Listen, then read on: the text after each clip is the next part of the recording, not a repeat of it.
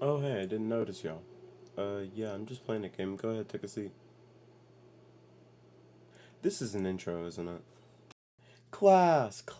Oh, it's been too long. It's time for another lesson. I'm going to be talking about two signers of the Declaration of Independence, Richard Stockton and Robert Treat Paine, in the format of a sprite analysis. Y'all remember Sprite, right? No? Well, sucks to be you, I guess. But you know what? I'll explain it a little quickly. Just a quick refresher.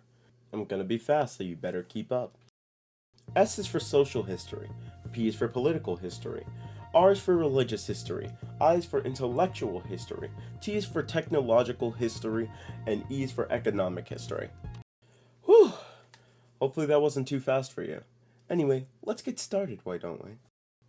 Meet Richard Stockton. He was born on October 1st, 1730. Ah, good old 1730. The year when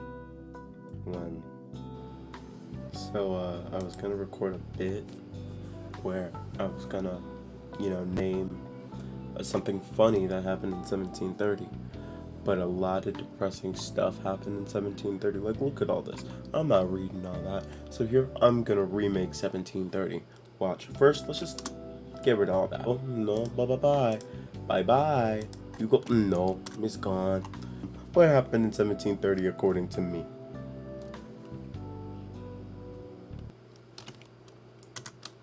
Dwayne.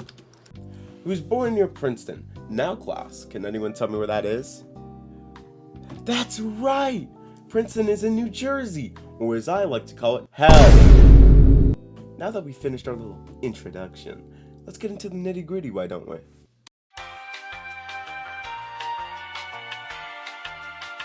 Richard Stockton married the poet Anise pronouncenames.com. Boudinot, and the pair had 6 children. King George III was also pretty fond of him. In early 1776, Richard was very well known in this area for being wise and giving amazing advice. He was very outspoken and believed that he had given England the benefit of the doubt for as long as he could.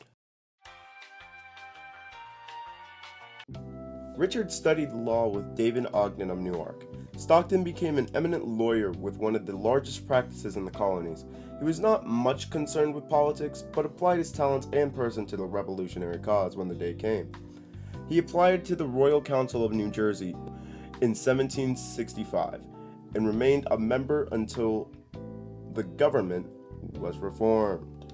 In 1774, he was chosen to become Justice of the Supreme Court of New Jersey. And in early 1776, not only did he tie with William Livingston in elections for governor of New Jersey, and later only lost by 1 vote, but he was unanimously voted to be Chief Justice of the New Jersey Supreme Court.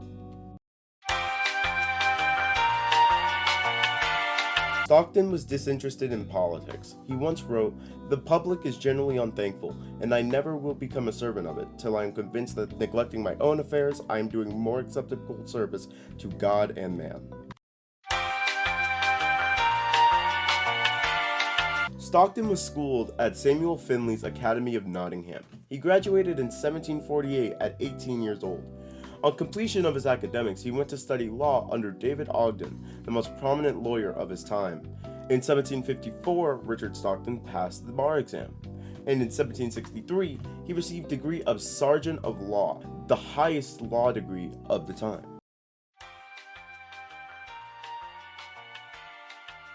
Hello, this is post-editing, Juve.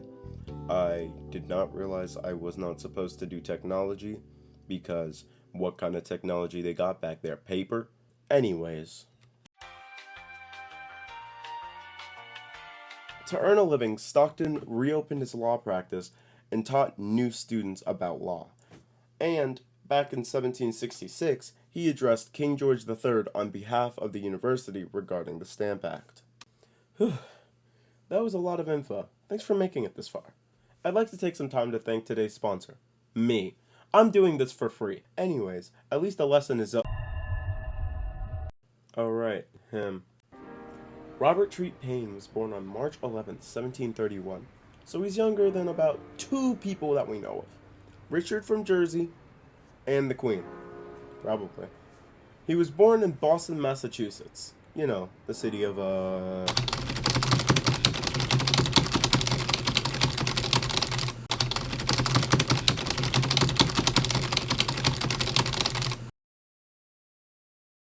beans! Anyways, let's get to the in-depth, shall we? Payne married Sally Cobb, the daughter of Thomas and Linda Cobb, and sister of General David Cobb, on March 17, 770. The two had 8 children.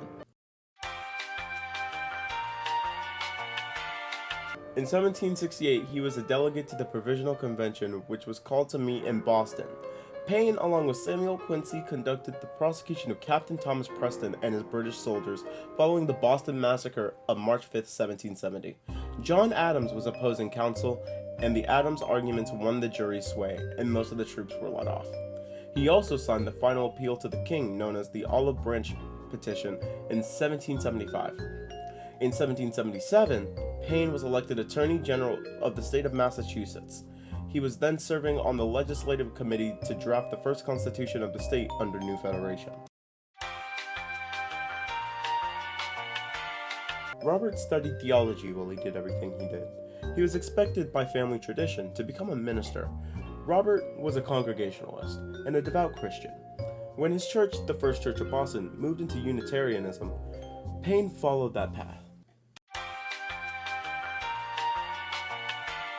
Robert got high marks at the Boston Latin School, and he was admitted to Harvard College, where he graduated in 1749.